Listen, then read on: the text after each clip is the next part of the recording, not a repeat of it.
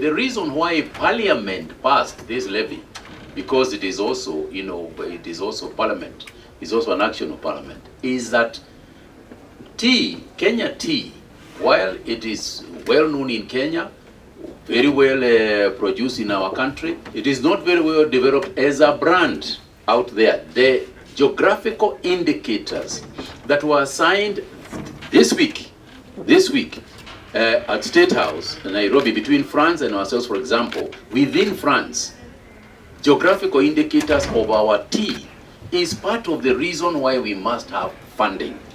The honorable members have just pointed out about the underfunding of Caro, the underfunding of the various parastatals that we have. It therefore goes to tell you, one, we have to look for ways of funding our institutions. That is one. Secondly, Mr. Chairman, we must re-emphasize the issue of brand development and GI indicators in the world out there. And that money to do that work of promoting the product must come from somewhere. Mr. Chairman, we will engage the government of Pakistan, but note the following, that all those countries, Pakistan, Sri Lanka, all those countries that trade in tea have all got a levy that they are charging to develop their own markets. So it is one thing to say that Kenya should not charge a levy. Everybody else is charging a levy so that we don't develop our products. Part of the reason why some of these countries may not want us to have this levy, Mr. Chairman, is because they are selling Kenya tea as their tea.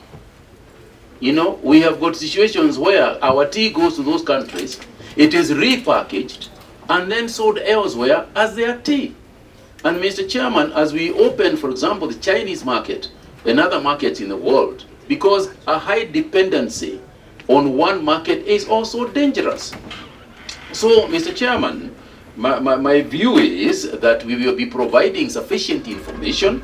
We will be engaging all stakeholders who are involved as far as this levy is concerned. And to point out, Mr. Chairman, that at 0.8%, our levy is actually less than, the levies that are charged, for example, in Sri Lanka and other countries that are tea producing countries. Further, Mr. Chairman, we structured this levy in such a manner that it is not our farmers who are penalized, for the levy. So, Chairman, we have to sometimes bite the bullet and say to ourselves, we need a fund for promoting our tea. We don't have any other source. Tea is a business.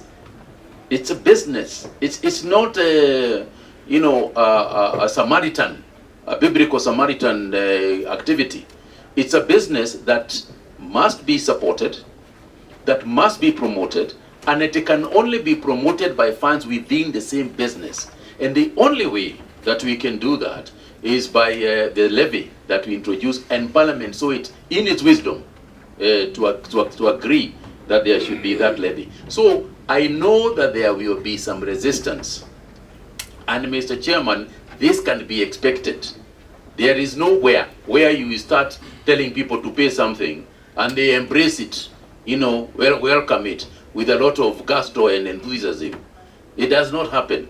So we will be engaging the sector. We will be explaining why we are doing this.